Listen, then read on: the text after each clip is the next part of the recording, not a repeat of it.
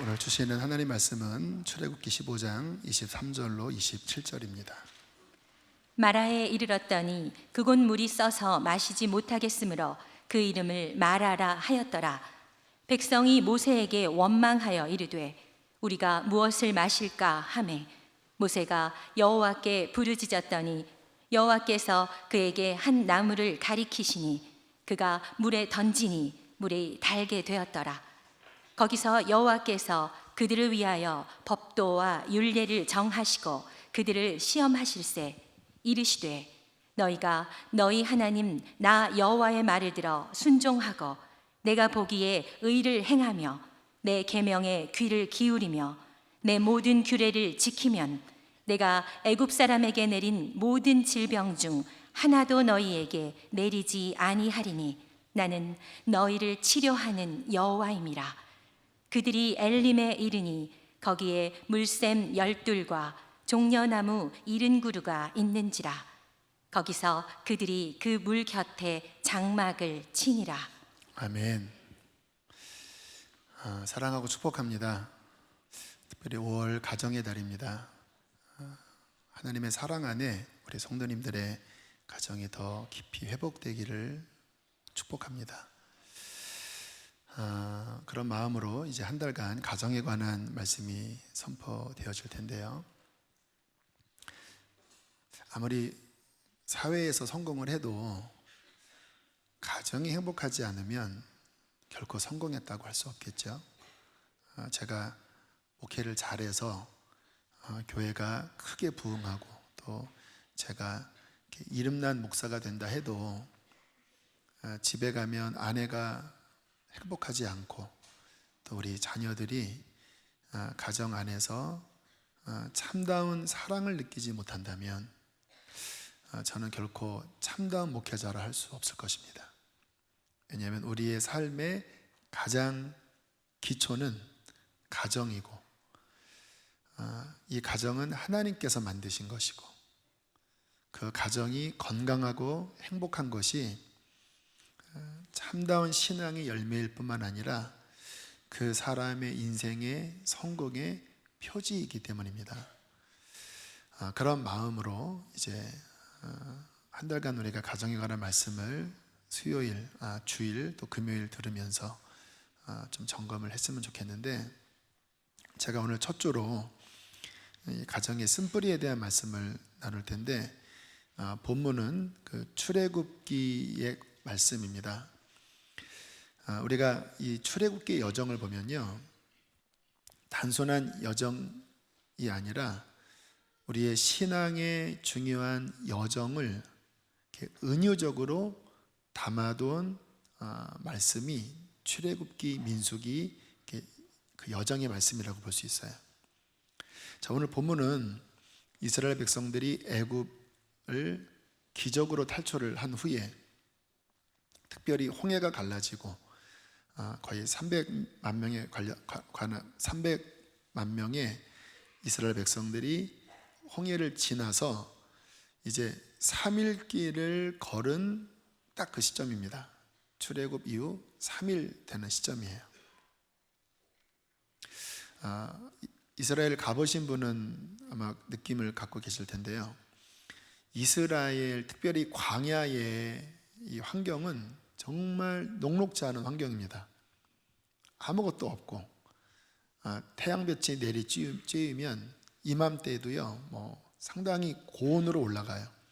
태양볕이 너무 뜨거워서 피부암 환자가 그 지역에는 많다고 합니다. 저도 가봤더니 만만치 않은 그런 직사광선이 내리쬐더라고요.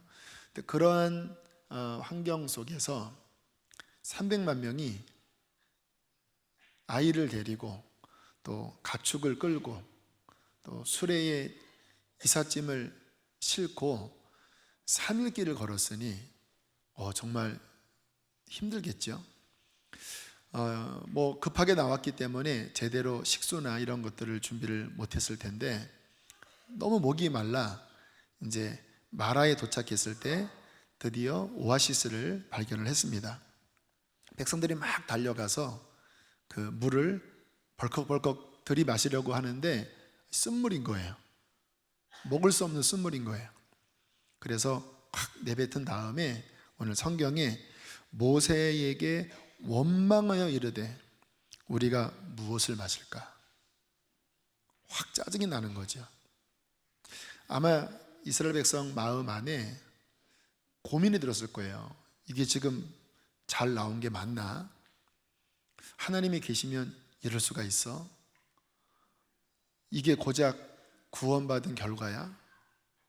이러한 마음이 그들 마음 안에 있었을 거예요. 그렇게 막 원망 불평을 하고 있는데 하나님께서 모세에게 한 나무를 가리켜 이 나무를 잘라다가 쓴 웅덩이에 던져라. 그러면 그 물이 달게 될 것이다 라고 말씀을 하셔서 그렇게 했더니 쓴물이 단물로 바뀌어서 이스라엘 백성이 가라목을 채웠더라 하는 게 오늘 본문의 내용입니다. 곰곰이 말씀을 묵상하면 조금 하나님이 어떤 면에서는 좀 잘 배려하지 않은 듯한 느낌이 드는 환경이에요. 출애굽을 해 주셨으면 당연히 우리도 운전하면서 가다가 기름 떨어지면 적정한 곳에서 주유를 하듯이 목이 마르면 당연히 단물을 마시게 하셔야 되는데 왜 쓴물을 마셔서 짜증나게 만드시고 또 그렇게 불평하니까 그때서야 고쳐주시는 왜 이러한 상황을 허락하셨을까? 서두에 드렸던 말씀처럼 이 출애굽기의 여정은 우리의 구원의 과정에서 하나님이 보여주시고자 하시는 은유적 메시지가 있는 말씀이거든요. 그러니까 이 마라에 도착한 이 상황과 이 안에서 있었던 일은 하나님께서 뭔가 구원에 있어서 우리에게 말씀하고 있으신 겁니다. 자, 그렇게 하나님께서 단물로 바꾸신 다음에 성경에 어떤 말씀이 나오냐면 그곳에서 율례를 정하셨다고 말씀을 하세요. 일종의 언약을 이곳에서 맺으셨는데 사람들에게 뭐라고 말씀하시냐면 네가 나와 바른 관계를 맺고 내가 너희에게 명령한 명령에 잘 순종하면 뭐라고 말씀을 하시냐면 26절 끝에 우리 자막 보여드리겠습니다. 함께 읽겠습니다. 시작. 나는 너희를 치료하는 여호와임이라. 무슨 말씀일까요? 나는 너희를 고쳐주겠다. 이것도 약간 생뚱맞아요. 물을 고쳐놓으시고 이스라엘 백성들에게 내가 너희를 고치겠다라고 말씀을 하시니 이 안에 주님께서 무엇을 말씀하시려는 것일까요? 이 마라의 쓴물이 너희들의 내적인 상태라는 거예요. 너희들의 마음이 지금 이렇게 쓴물로 가득하다. 네가 내 안에 거하고 내 명령에 순종하면 나는 이 마라의 쓴물을 단물로 변화시킨 것처럼 너희 안에 쓰디쓴 마음을 단물로 변화시켜 줄 텐데 나는 치료하는 여호와로라 라고 말씀을 하시는 거예요. 생각을 해보면 이스라엘 백성들의 이 내면 상태를 우리가 짐작할 수 있습니다. 400년 동안 종살이했잖아요. 그 애굽 사회에서 이스라엘 백성은 비주류였습니다. 이민을 간 분들 이렇게 얘기를 들어보면 한이 있더라고요. 그 이민 사회, 특별히 미국 같은 곳에서 이렇게 지나다 보면 그 주류 사회에 들어갈 수 없는 어떤 벽 같은 부분, 또 그 사회에서 어쨌든 마이너리티라고 하는 그런 어떤 인식 속에서 많은 분들은 굉장한 마음의 상처, 또 아픔들이 있는 것을 제가 자주 느꼈어요. 근데 이해가 되는 부분이죠. 이스라엘 백성들이 400년간, 물론 초반부에는 요셉이 총리였기 때문에 대우를 잘 받았겠지만 불과 100년도 지나지 않아서 이제 그곳에서 나그네, 이민자, 이방인 그러한 대우를 받으면서 좀 더 지나니까 학대를 받기 시작했잖아요. 종살이를 했죠. 그래도 점점 인원이 불어나니까 어떻게 합니까? 아들을 낳으면 물에 던져 죽여라. 그러니까 자기 집안에서 그냥 새끼가 그냥 생 목숨을 잃는 그러한 환경 중에서 대들면 두드려 맞고, 할당량 채우지 않으면 또 두드려 맞고.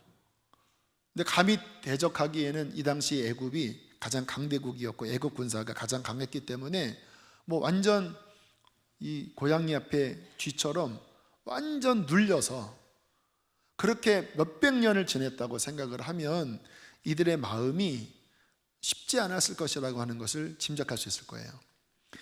우리가 출애굽기, 민수기 말씀을 보면요, 이스라엘 백성들이 참 하나님 앞에 너무 이렇게 원망, 불평, 막 발악, 막 모세에게 대들고 네가 우리를 애굽에서 끄집어낸 다음에 막 죽이려고 하느냐, 막 나를 막 죽여라 하는 막 이러한 행태들을 보면 한편으로는 이해가 안 되면서 또 이러한 배경을 이해하면 이들의 마음이 건강하고 평범한 마음이 아니었겠구나. 400년 동안 여러분도 한번 직장에서 상사에게 한 달만 한번 이렇게 막 욕먹고 막 폭언을 한번 들어보세요. 아마 밤잠 못 주무실 분이 태반일 거고 아마 소화불량 대부분 그렇게 될 것이고요. 아마 화병 걸릴 겁니다. 그런 거 경험해 보시면 아시죠? 한 달간 때리는 게 아니라 폭언만 들어도 우리의 마음은 상하고 그 상한 마음이 더 발전되면 이 안에 울분이 화병이 들어서 이게 쉽지 않아요. 지금 이 사회가 그렇잖아요. 이스라엘 백성들 안에 마음이 쉽지가 않았겠죠. 근데 주님께서 상징적으로 이 마라의 쓴물, 또 그들의 원망 속에서 그 쓴물을 단물로 변화시켜 주시는 이 환경을 통해서 주님께서 말씀을 하시는 것입니다. 나는 너희의 병든 마음, 너희의 쓴 마음을 고쳐주기를 원한다. 그게 구원이니까요. 단순히 외면적으로 종살이에서 해방하여 자유인이 되었다고 구원이 아니잖아요. 마음은 여전히 종인데, 마음은 여전히 부자유한데 몸만 해방됐다고 자유인이 아니잖아요. 주님의 구원은 전인적인 거거든요. 그들의 몸뿐만 아니라 내가 너희의 마음도 이렇게 고쳐주기를 원한다라고 주님께서 말씀을 하고 있습니다. 근데 이 모습이 우리의 모습이라는 거예요. 우리가 구원받고 성령 받고 하나님의 자녀가 되었지만, 구원의 감격이 분명히 우리 안에 있지만, 여기 서 있는 저나 앉아 계신 여러분들의 마음을 들여다보면 이 마라에 쓴 웅덩이가 있다라는 거예요. 이것을 성경에서는 쓴뿌리라고도 표현을 하는데요, 히브리서 12장 15절에 이렇게 말씀을 하는 본문이 나옵니다. 함께 읽어보시겠습니다. 시작. 쓴뿌리가 나서 괴롭게 하여 많은 사람이 이로 말미암아 더럽게 되지 않게 하며, 교인들에게 하시는 말씀이에요. 너희 안에 쓴뿌리가 나서 괴로움을 당하지 않도록, 이 쓴뿌리 때문에 주변 사람들이 더럽게 되지 않도록, 또 너희가 하나님의 은혜에 이르지 못하는 사람이 없도록 쓴뿌리를 조심하라. 마라의 쓴물을 조심하라. 이 쓴뿌리가 너희의 인생을 어렵게 한다. 이 쓴뿌리는 어떻게 생기냐면요, 가장 밑바닥은 실은 죄성이 가장 밑바닥이에요. 그러나 그 죄성 자체를 쓴뿌리라고 하진 않고, 죄성은 본성은 죄인데, 이 쓴뿌리는 뭐냐면 그 죄의 토양에 더 역기능적인 환경에 노출이 되어 그것이 우리의 죄로 얼룩진 마음을 상하게 하고 병들게 하고 깨지게 하여 그 상처 속에 아주 부정적인 쓰디쓴 마음의 뿌리를 내리게 하는 것, 이게 쓴뿌리라고 할 수 있어요. 아까 드린 말씀처럼 우리 안에 원래 뭐 화나는 마음이 있잖아요. 그런데 어떤 환경 중에서 예를 들어서 부모가 어릴 때 본인에게 계속 폭언을 했다고 봐요. 모든 사람이 죄인입니다. 그러나 그 환경이 더 깊이 들어가면 그 말 속에 마음이 깨지죠. 분이 쌓이죠. 그 속에서 죽이고 싶은 마음이 일어나겠죠. 근데 이게 밑바닥에 아주 깊은 뿌리가 돼요. 이 뿌리에 그런 죽이고 싶은 마음, 절망적인 마음, 파괴적인 마음이 강하게 작용하는 게 쓴뿌리예요. 그래서 가끔 우리가 가끔 요즘은 너무 많이 그런 일이 일어나는데 막 가족 간에 살해하고 막 자녀가 아버지 죽이고 막 하는 일들이 일어날 때 왜 그랬는지에 대한 기사를 보면 대부분 다 쓴뿌리입니다. 우리 아버지는 짐승입니다. 엄마를 학대하고 심지어는 딸인 나에게 몹쓸 짓을 한, 또 아들은 아빠가 나에게 했던 그런 모든 말들 나는 어릴 때부터 죽이고 싶었습니다. 그 환경 속에 이 마음에 아주 쓰디쓴 마음이 더 깊게 골마서 작용하는 게 쓴뿌리예요. 이 쓴뿌리는 주로 이제 어릴 때 많이 생겨, 물론 나중에도 생기지만 가장 깊은 뿌리는 어릴 때 생기고, 그리고 이 쓴뿌리에서는 반드시 쓴 열매를 맺습니다. 나무의 원리가 그렇잖아요. 뿌리는 반드시 열매까지 가요. 쓴 뿌리가 마음에 있으면 반드시 열매로 나타나요. 이스라엘 백성이 분명히 애굽에서 나왔지만, 은혜를 받았지만 조금만 어려우면 이게 올라오는 거예요. 부정적인 말들, 애굽에 매장지가 없어서 우리를 이 광야에서 하나님이 죽이시려나 보다. 가나안에 가봤더니 우리는 메뚜기고 이 성벽은 너무나 커서 우리는 절대 못 들어간다. 완전히 이 속에 있는 그 부정적인 자아상이 환경만 주어지면 그냥 뭐 절제가 안 되는 거예요. 가정 안에서도 그렇잖아요. 분명히 은혜 받은 것 같은데 조금만 어려우면 이 속에서 내가 그 받았던 그러한 말들이 막 나의 자녀에게 막 너는 안 돼, 내가 너를 괜히 낳은 것 같다, 막 이런 말들이 자꾸 왜 나오죠? 그냥 나오는 게 아니잖아요. 우리는 구원받았는데 이 뿌리의 작용이라는 것입니다. 제가 선화목적교회 부목사로 있을 때 어떤 집사님이 늦둥이 딸을 낳으셨어요. 거의 뭐 40 다 돼서 아이를 낳으신 것 같아요. 근데 이 아이가 아직 뭐 초등학교도 안 들어갔는데 딸이랑 관계가 너무 안 좋은 거예요. 그 아이랑 그렇게 엄마가 싸우는 거예요. 너무 이것 때문에 본인이 힘들어서 금요일 날 이제 안수기도 할 때 자주 안수를 받으셨는데, 제가 기도를 해드리면서 어떤 마음이 들었냐면, 이 문제는 이 집사님과 딸의 문제가 아니라 이 집사님과 어머니와의 관계의 문제의 뿌리가 있구나. 그래서 그 이야기를 해드렸습니다. 집사님, 혹시 어머니와의 관계에서 집사님 안에 생긴 그런 어려움이 있지는 않으셨나요? 그랬더니 막 우시더라고요. 오열을 하시더라고요. 자세하게 말씀을 안 해주셨지만 본인 안에, 그 엄마와의 관계 안에 문제가 있었던 거예요. 본인이 어떤 학대를 받았던 거예요. 근데 그게 마음에, 분명히 이분은 하나님의 자녀인데도 이게 마음에 어딘가에 남아있다가 늦둥이 딸을 낳는데 그 딸 속에서 본인이 어머니와 겪은 그런 게 투영이 되면, 그런 느낌이 나오면 그게 작용을 하는 건데, 본인이 받았던 그 감정이 아이한테 쏟아져 나오는 거예요. 본인이 미움받은 게 딸이 미워지는 거예요. 본인이 들었던 말들을 딸에게 하는 거예요. 일단 이제 문제의 뿌리를 어느 정도 감지했기 때문에 이번은 신앙인이라 그 후에 이제 믿음으로 잘 반응을 하셨나 봐요.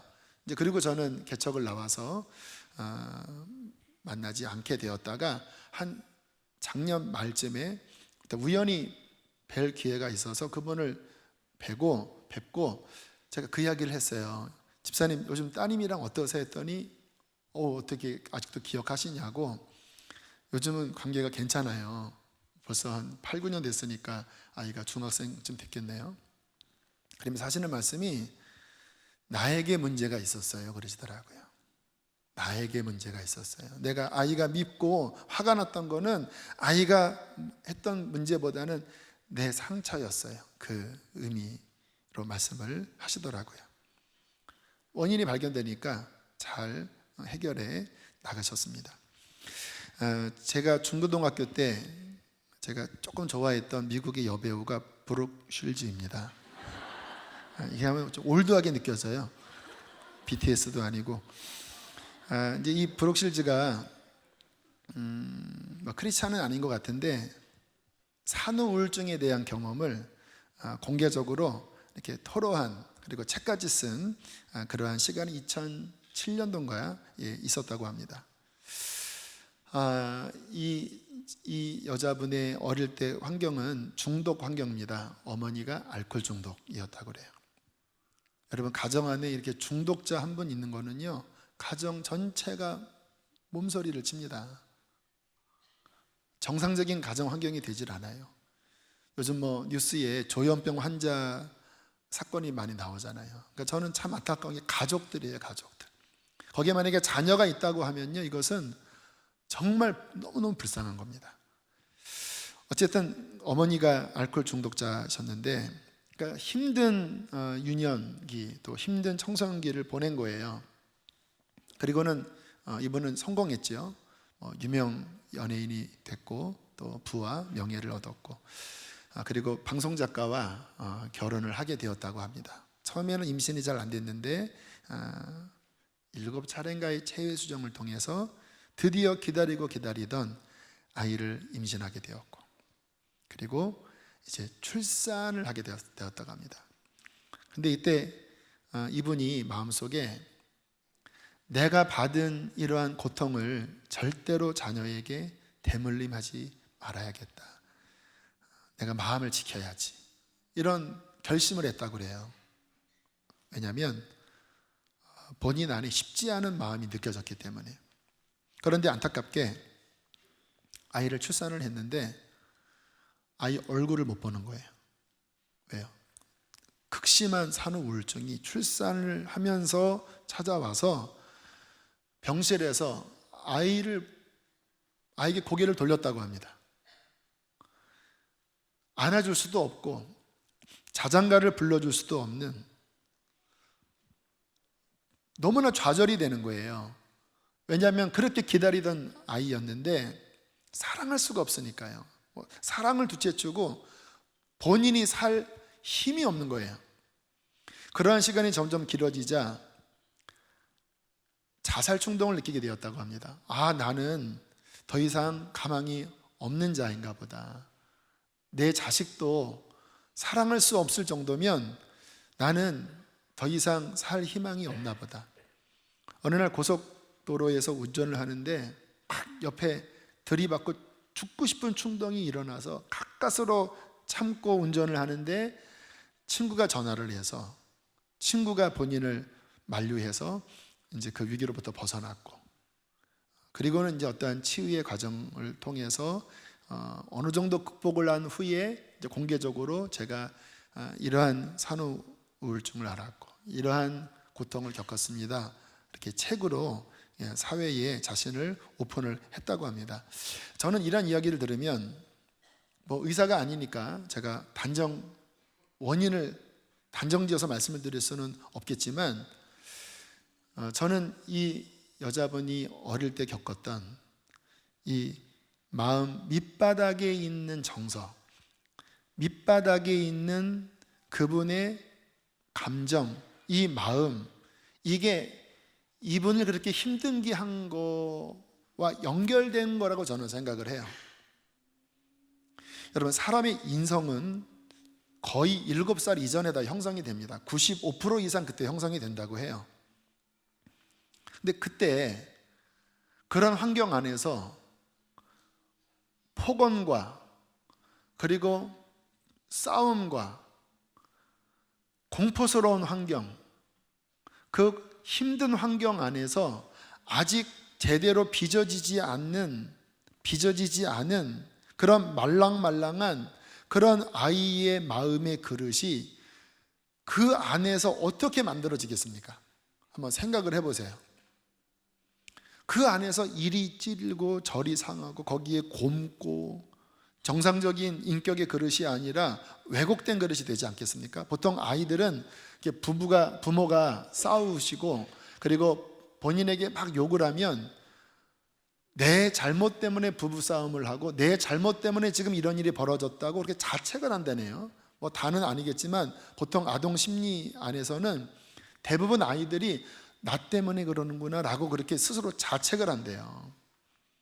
그러니까 아이들의 인격이 건강할 리가 없죠. 아까 마라의 쓴물 이야기했잖아요. 그게 그 마음 안에 해결되지 않은 채 그 안에 웅덩이가 되어 그 안에서 무슨 일이 있겠습니까? 쓴물이 생기는 거죠. 인생은 불행해. 나는 태어나지 말았어야 됐어. 나는 바보 같은 자야. 그런 모든 환경 중에 마음에 쓴 웅덩이가 생기는 거예요. 쓴 뿌리가 생기는 거예요. 물론 시간이 지나면 이제 그 위로 또 뭔가 덮여지고 새로운 환경 속에서 본인이 뭐 성공할 수도 있겠지요. 그러나 뿌리가 해결된 건 아닌 거예요. 그래서 평상시에는 이게 작용을 덜 할 수는 있어요. 그래도 아마 어두운 곳에 가면 그런 사람들은 우울합니다. 이렇게 스포트라이트가 비춰지면 이렇게 웃지만 아무도 없는 곳에 가면 더 허탈해져요. 왜냐하면 그 인성의 가장 밑바닥이 그렇게 뒤틀려 있으니까. 그래도 견뎌나가지만 정말 인생에 연약할 때가 오잖아요. 보통 여성들은 출산하고 또 남성들은 뭐 어떤 사업에 실패하거나 뭐 이런 어떠한 인생의 연약한 시기가 올 때 사람의 이 육신의 병도 이 면역력이 떨어지면 이게 속에서 이제 올라오는 것처럼 그런 환경이 되면 이제 여러 모습으로 나타나고 폭력적으로 나타나기도 하고 그게 심하면 조현병 같은 것도 나타날 수도 있고 이런 조현병 현상이 결국 귀신의 역사인데 귀신의 역사는 그냥 일어나는 게 아니라 결국 그 상처 속에 악한 영이 비집고 들어와서 본인의 어떠한 생각의 동의를 얻어서 그 사람을 붙잡는 게 그게 다 그런 병들의 현상이에요. 본인은 멀쩡한데 막 억지로 할 수 없습니다. 영적인 원리는 성령님도 우리 억지로 못 하시고 악한 영도 우리의 동의를 얻어서 허용해 버리면 이제 막 그렇게 끌고 가는 거예요. 우울증, 조울증 여러 모습으로 그런 현상 열매들이 나타나는데 뿌리를 보면 다 거기 쓴 물, 쓴 뿌리 여기에 뿌리가 있는 거예요. 신앙은 무엇인가? 여러분 주님께서 구원은 어떠한 단계를 밟냐면요 내가 주인 되었던 것을 회개하고 예수 그리스도를 나의 주인으로 모시면 그 피가 우리의 원죄를 덮어버립니다. 그러면 그는 죄 사함을 받고 하나님의 영이 그 영 속에 들어가요. 그러니까 죽었던 영 안에 성령이 들어오시면서 연합돼요. 그래서 죽은 영이 살아납니다. 그래서 내 속에 내 영도 있지만 그 안에 성령이 거하세요. 이게 구원의 시작입니다. 그런데 문제는 뭐냐면 아까 말씀드린 우리의 인성 안에 있는 우리의 어쩔 수 없이 사람이 자라면서 인생의 나이테가 있는데 그 뿌리 안에 있는 여러 문제들이 있잖아요. 이 부분을 주님께서 그대로 방임한 채 내가 너의 영을 구원했으니까 뭐 이러한 너의 경험들, 아픔들 그거는 뭐 어쩔 수 없어 이렇게 안 하신다라는 거예요. 오늘 본문에서 주님께서 이 쓴물을 변화시키시면서 나는 너희를 치료하는 여호와라 라고 말씀을 하신 것은 뭐냐면 너의 온전한 구원은 너의 마음 안에 있는 그 쓴물을 병든 것들을 나의 은혜와 생명으로 변화시켜 예수의 단물로 치유하시는 거라는 거예요. 이게 구원입니다. 그래서 정말 구원받은 사람은 영혼만 구원받은 게 아니라 그 사람 안에 있는 전 인격적인 그러한 쓴 어떤 부분들이 주의 은혜 속에서 아름답게 변화되는 게 정말 구원받은 사람들의 아름다운 모습이에요. 이게 출애굽기 과정이 어떤 구원의 은유라고 말씀을 드렸죠. 이 마라를 지난 다음에 어디에 이르렀는지 27절에 이렇게 말씀합니다. 함께 읽겠습니다. 시작.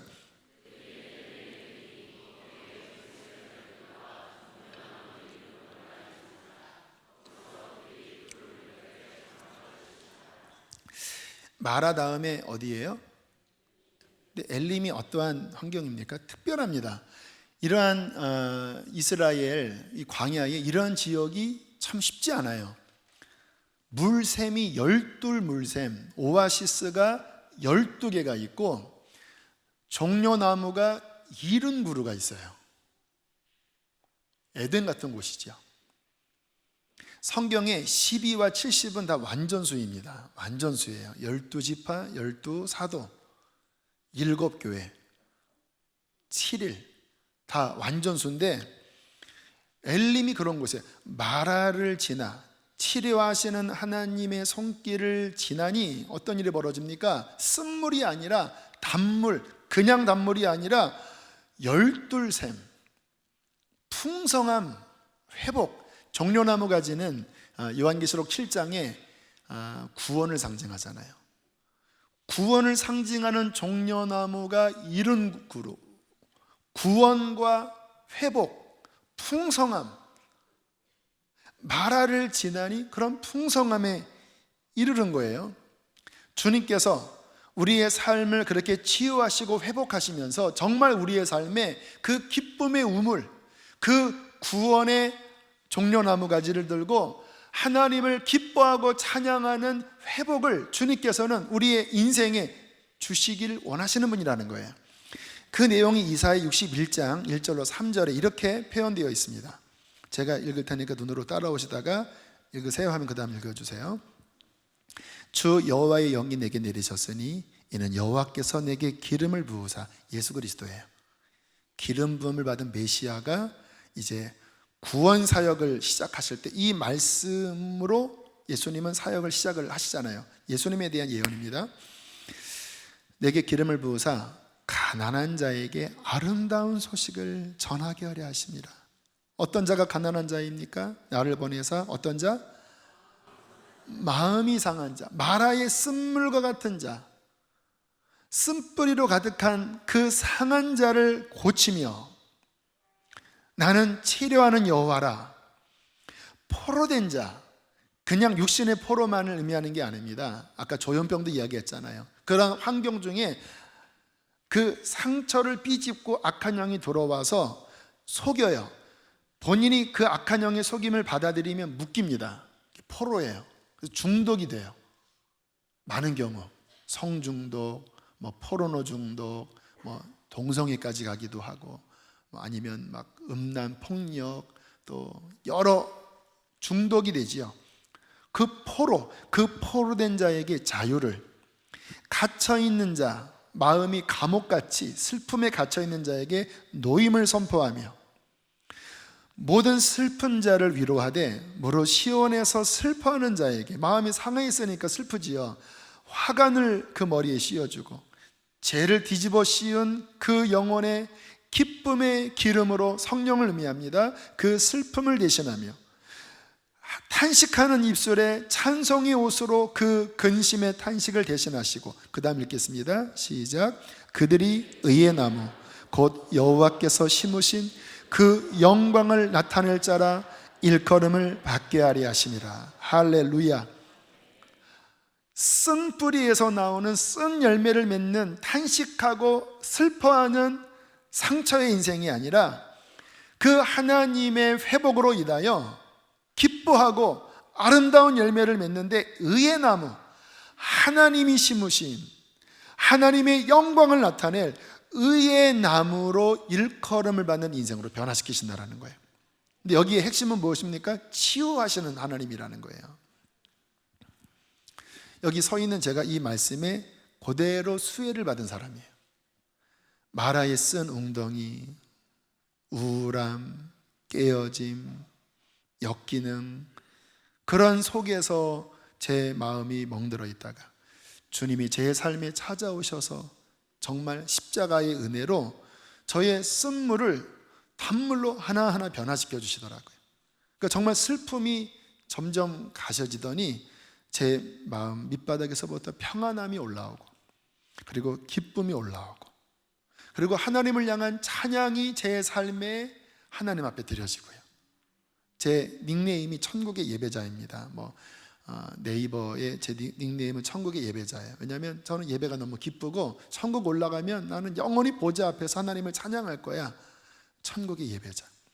근심 대신 찬송의 옷을 제게 입혀주시고, 그리고 제 삶에 맺어진 아름다운 은혜의 열매를 저만 먹는 게 아니라 이제 저의 가정 안에서 제 아내와 제 자녀들과 함께 먹고, 뿐만 아니라 이렇게 예배를 통하여 우리 사랑하는 성도님들과도 이런 회복의 은혜를 함께 나누니까 여러분들은 그렇게 고백해야 돼요. 하나님이 저 목사를 통하여 하나님이 의의 나무를 심으셔서 하나님께 영광을 돌리는 회복을 주셨구나. 와, 하나님 선하시다.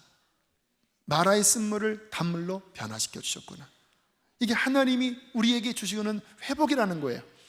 동일하게 어떠한 어려움과 어떠한 상처를 갖고 계시든 정말 구원받았다면 주님께서는 여러분을 그렇게 변화시키셔서 아름다운 삶으로 하나님께서는 회복시키시기를 원하시는 분이십니다.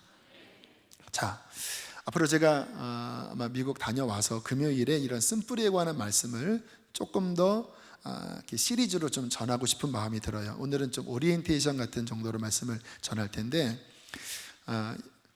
구원받았어도 쓴뿌리는 여전히 존재합니다. 구원받았으니까 나는 괜찮아? 아니에요. 여전히 문제가 있어요. 어떻게 이겨나가느냐? 제일 중요한 것은 뭐냐면요, 그 쓴뿌리의 마음이 올라올 때 감지하셔야 돼요. 많은 경우 너무 어릴 때부터 이게 나의 인성의 뿌리 내려져 있기 때문에 이게 쓴뿌리라고 인지하지 못하면서 이렇게 말을 하고 그거를 받아들이는 그런 경우들이 있어요.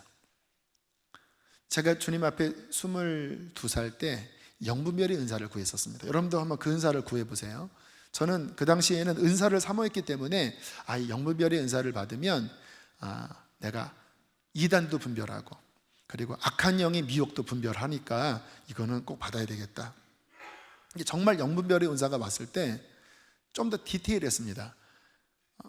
어떤 게 성령으로부터 온 생각인지, 어떤 게 내 자아의 생각인지, 어떤 게 쓴뿌리의 생각인지, 어떤 게 성령의 생각인지, 이게 구별이 되더라고요.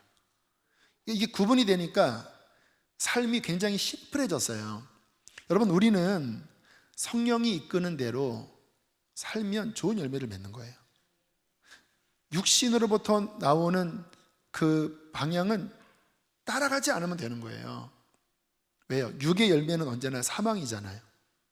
말씀 준비도요, 갈수록 좀 수월한 편이에요.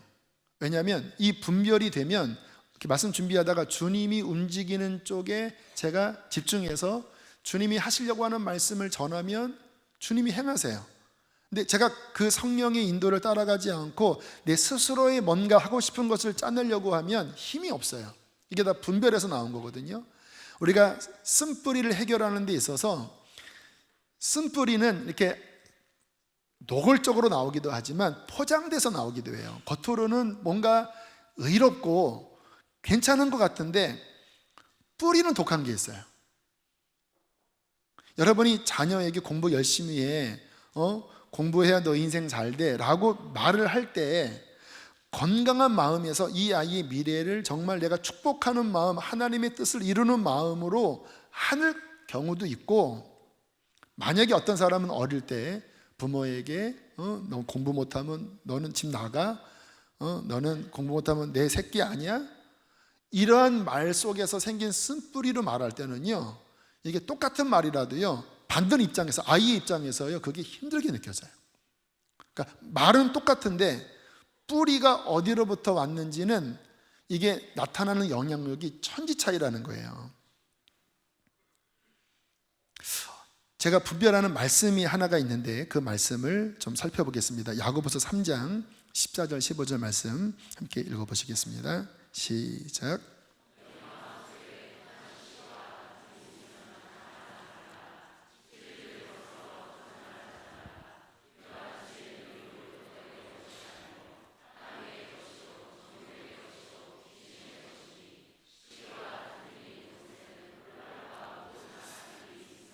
동일하게 야고보가 분별해라. 지금 너희들의 입술과 삶에 독한 시기, 다툼, 육신의 자랑, 이거 위로부터 온 게 아니야.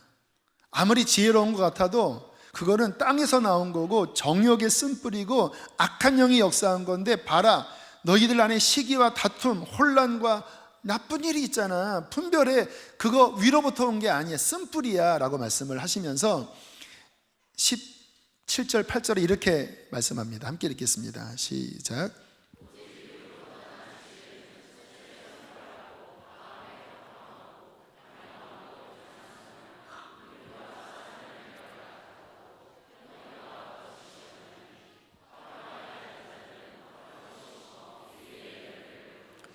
네, 성령으로부터 나온 지혜, 그 뿌리에서 나온 모습은 어떠냐? 깨끗하고 화평하고 관용하고 착하고 불쌍히 여기고 선한 아름다운 열매가 맺어지고 치우치지 않아요. 근데 18절이 중요한데, 화평하게 하는 자들은 화평으로 심어 의의 열매를 거둬요. 의의 열매. 뭐가 의의 열매입니까? 주님으로부터 맺어지는 열매. 주님께서 십자가에서 그 긍휼과 용서로 희생하셨는데 그 열매가 온 세상의 구원이잖아요. 베드로가 칼을 들고 말고의 귀를 자르면서 싸우려고 했을 때 주님이 뭐라고 하십니까? 칼로 쓴 자는 칼로 망한다. 그 말은 뭐냐면, 쓴뿌리에서 나오는 것은 아무리 의로워도 결국 그것은 독이기 때문에 그 독에 넣어주고. 저는 지금 우리 한국 사회를 바라보면서 참 답답해요. 그리고 우리나라가 어떻게 될까라고 하는 고민이 됩니다. 여러분, 지금 우리나라 이렇게 막 갈등하는 그 뿌리가 보이시나요? 우리나라 사람들이 급합니다. 그리고 울분에 차 있어요. 그러니까 우리나라 화병이 이 세계의 그 의학 용어의 화병이래요. 그래서 그 의학 용어 영어로도 화라고 나오는데, 화. 이게 한국인들에게 주로 나타나는 병이잖아요. 이 속에 울분. 그러니까 우리나라 사람들 안에 이게 정상적이지 않은 굉장히 쓴 마음이 있습니다. 이해가 되는 게, 일제시대에 거기서 온갖 수탈 당하고, 그리고 좀 해방될까 했더니 이념으로 좌와 우가 갈라져서, 여러분 이런 여러 사건 속에 보면요, 한 반에서 이쪽 저쪽 싸우고, 어떤 사건이 일어날 때 이쪽 구부가 저쪽 구부 죽이고, 손영호 목사님 아들들이 그렇게 해서 그 여수 순천 사건 때 죽은 거잖아요. 제가 아는 어떤 분은 이천에 사시는 분인데 그 당시의 상황 얘기하는데요, 한 동네에서 이쪽이 여기 죽이면 그 다음에 전세가 바뀌면 또 이쪽에서 같은 마을 안에서 서로 죽이고, 이러한 일들 속에서 이 마음이요, 이게 정상이 아닙니다. 정말로. 그런 갈라짐이 60년, 70년 그대로 내려와서, 우리는 6.25를 겪지 않았지만 이 사회를 보세요. 왜 이렇게 갈라지는지. 그러니까 이런 외국에서 우리나라 이 정치를 보면요, 이 이념 좌와 우의 대립이 정상적이지 않게 너무 극과 극으로 있는 거예요. 지금 이쪽 편에서 정권을 잡았죠. 만약에 다음에 이렇게 어떻게 바뀌게 되면요, 똑같은 일이 벌어집니다. 또 가두고, 또 조사하고, 또 자살하고. 왜 이런 일이 벌어지는지 아세요? 의라고 하는 것을 가지고, 그래 적폐 정리해야지, 그래 과거사 정리해야지. 물론 의는 중요합니다. 그러나 뿌리가 좀 전에 읽은 말씀처럼 긍휼과 화평과 선한 어떠한 것으로부터 나온 게 아니라 쓴 마음, 이 안에 증오심, 여기서부터 나와서 어떤 행동이 취해지면요, 반드시 그 사회에 갈라집니다. 반드시 그 가정 깨집니다. 교회도요, 그렇게 해서 이쪽 파 저쪽 파, 원로 목사님 파, 후임 목사님 파, 서로 교회를 사랑하고 지키겠다고 하다가 결국은 사단나고 영혼은 피폐해지고 교회는 깨지고 하는 모습들이 한둘이 아니에요. 다 보셔야 합니다. 뿌리가 뭔지 보셔야 돼요. 내 안에 이게 쓴뿌리로 말미암아 지금 이러한 감정이 일어나고 쓴뿌리로 말미암아 이러한 인식이 생길 때 사회든 교회든 특별히 우리는 가정을 살피고 있죠. 내가 내 자녀를 바라볼 때, 배우자를 바라볼 때, 부모님을 바라볼 때 쓴 마음으로부터 나온 동기라면요, 우리 때 끊으셔야 합니다. 우리 때 안 그러면 계속 대물림돼요. 이 나라가 지금 벌써 70년 전의 일인데 안 보이십니까? 그때가 그대로예요 지금. 왜? 대물림이 되니까. 누군가 정리해야 되는데 정리가 안 되고 이쪽 가면 저쪽, 저쪽 가면 이쪽, 계속 반복이 되니까요. 가정 안에서 하나님 내 때에 끝내게 해주십시오. 육신의 쓴뿌리가 아니라 성령으로 말미암은 새로운 은혜의 역사가 우리의 가정에 있게 하여 주십시오. 복음이 바로 이것을 우리에게 이루어 주는데요. 고린도후서 5장 17절 말씀 함께 읽겠습니다. 시작.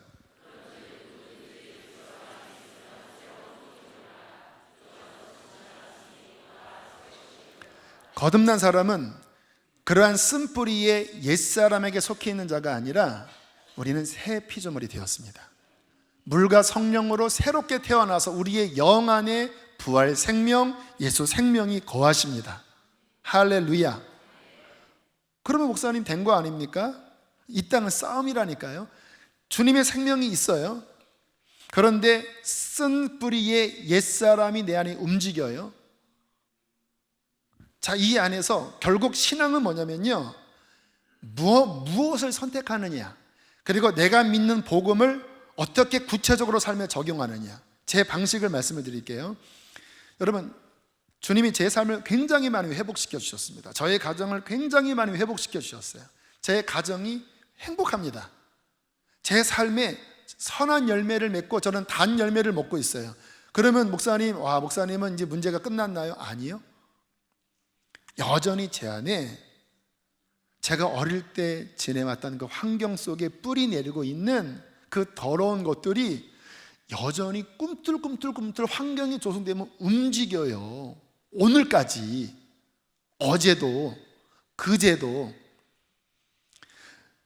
제가 만약에 그것을 방임해서 그걸 받아들이기 시작하면요, 저도 제가 어릴 때 겪었던 그 굴레에 다시 들어갈 수 있어요. 왜 많은 목회자들이 은혜롭게 사역하다가 왜 중간 이후에 왜 이상하게 되는지 저는 다 압니다. 이유를 알아요. 싸움은 끝날 때까지예요. 그런 마음이 일어날 때마다 저는 첫 번째는 분별을 하고요. 이거는 쓴뿌리의 마음이야. 이것은 내가 어릴 때 그 좋지 않은 거기서부터 나온 감정이야. 분별하지요? 두 번째, 저는 답을 알아요. 이것을 해결할 분은 오직 예수 그리스도예요. 그래서 이 복음적인 내적 치유는 상담과는 달라요. 상담은 어떤 인간적으로 뭔가를 풀어나가는데 다람쥐 쳇바퀴 돌듯 할 수 있어요. 이것을 주님이 십자가에서 나무에 달려 돌아가셨잖아요. 여러분, 아까 그 쓴 웅덩이에 하나님이 무엇을 던지라고 하셨죠? 나무예요, 나무. 나무는 성경에 나무에 달린 자는 저주를 받았다고 하는 말씀이 나와요. 주님께서 나무에 달려 죽으시면서 그 쓴뿌리의 근본은 아담의 죄성이거든요. 아담의 타락 후부터 유전되어 내려오는 부패된 죄성의 환경이 조금 더 강화된 게 쓴뿌리잖아요. 그러니까 이거를 처리하는 거는 주님께서 이 첫사람 아담으로부터 내려온 모든 저주와 이 모든 것을 다 짊어지시고 주님만 죽으신 것이 아니라 이 아담에 속한 모든 저주를 다 끌어안고 죽으신 거예요. 신앙은 뭐냐? 내 안에 아담으로부터 내려온 그 뿌리, 우리 그 아담의 뿌리가 우리 조상의 환경 안에서 더 강화된 그 쓴뿌리의 그 모든 것, 이것을 예수님께로 가져가서 이 모든 옛것이 주와 함께 죽었습니다. 이거를 믿음으로 적용하는 거예요. 저는 지금도 적용한다라니까요. 이게 믿음이에요. 주님께 드립이 신기한 거는 그 죄의 역동, 그 쓴뿌리가 막 역동하다가도 제가 참은 못 참아요. 지난주 말씀드렸잖아요. 우리의 육신의 죄는 하도 강해서 아무리 옳은 말씀이라도 우리의 본성은 그것을 못 지키는 한계에 빠져 있어요. 그래서 율법이 문제가 있다는 거예요. 복음은 무엇이냐? 한 분 예수 그리스도 안에서 그 십자가와 부활로 주님께서 처리하셨는데, 이 연약함을 주께 드리잖아요. 그리고 믿음으로 나는 주와 함께 죽었습니다, 주님이 이미 가져가셨습니다, 나는 주와 연합합니다 하고 믿잖아요. 그 순간에 이 쓴뿌리의 작용이 스탑해요. 진짜예요, 진짜. 그 역동이 멈추고요, 그리고는 더 이상 힘을 발휘하지 못해요. 근데 그 다음에 세 번째 하는 일이 뭐냐면, 이제 저는 제 뿌리가 주님께로 닿아 있는 거듭난 자입니다. 주님은 제게 뭐를 원하시냐면, 이제 예수님께 뿌리를 내리고 성령의 생수를 빨아들여 그 세 사람의 생명력이 나의 전인을, 나의 영뿐만 아니라 나의 몸과 나의 지성과 나의 육체까지 그 주님의 성령의 진액, 말씀의 진액이 나를 온통 채우기를 원하십니다. 왜요? 그래야 열매를 맺는 거예요. 뿌리는 열매를 맺어요. 쓴 뿌리에 닿아서 그게 오면 쓴 열매를 맺고, 성령에게 뿌리를 내려서, 예수에게 뿌리를 내려서 하늘의 것이 내 마음에 들어오고 내 삶에 들어오게 하면 하늘의 화평의 열매를 맺는 것입니다. 이게 구원의 삶이에요. 이게 믿음의 싸움의 삶입니다. 매 순간. 그래서 내가 매일 십자가 앞에 더 가까이 가오니, 그게 무슨 의미인지 아세요? 매일 육신의 쓴물이 올라올 때마다 십자가 앞에 더 가까이 나아가 연합시키고, 그리고 날마다 주의 부활 생명이 들어오도록 말씀을 묵상하고 기도하고 예배하고 믿음으로 그분께 활짝 열어들어 그의 성령 안에 살아갈 때 이 같은 법은 금지할 수 없습니다. 할렐루야. 이게 주님이 여러분의 삶에서 이루기를 원하시는 구원입니다. 여러분의 가정에게서 맺기를 원하시는 하늘의 열매입니다. 오늘 감사하게 5월 첫 주 이 성찬을 받으면서 그렇게 주님 앞에 다시 한번 연약한 실패를 드리고 이 살과 피를 상징하는 성찬을 통해서 그의 피와 그의 생명을 받을 때에 주께서 우리의 삶을 마라에서 엘림으로 변화시킬 줄로 믿습니다. 우리 함께 시간 찬양하시겠습니다.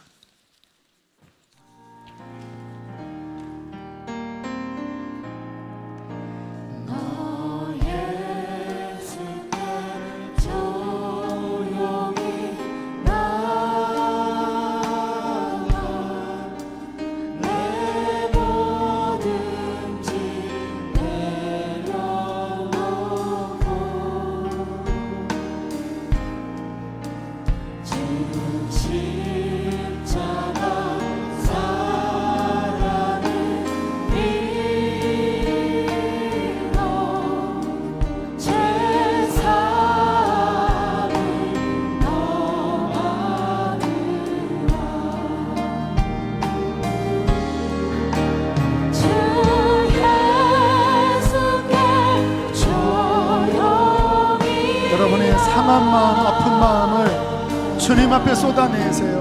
내 마음을 쏟아놓으라.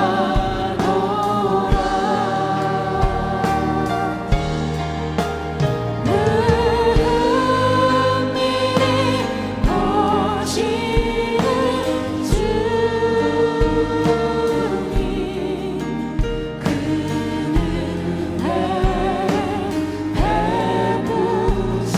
주 예수의 은혜를 입어 주 예수의 은혜를 내 슬픔이 없어지고 내 슬픔이 없어지리. 그 영원한 생명샘물이 영원한 생명샘물 너의 마른 목을 죽이어라. 내 마을 목주 우리 주 앞에 손을 내밀어 우리 간절하게 고백할까요? 주 예수께 주 예수께 조용히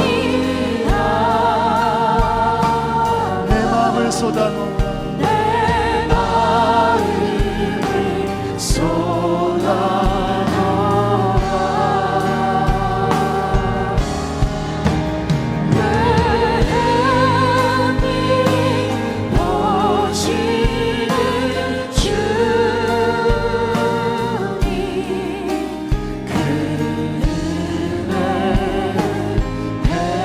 오늘 말씀 기억하면서 우리 쓴뿌리를 주께 드리고 우리 단물로 변화시키도록 함께 시간 기도하시겠습니다. 할렐루야. 살아계신 하나님 아버지,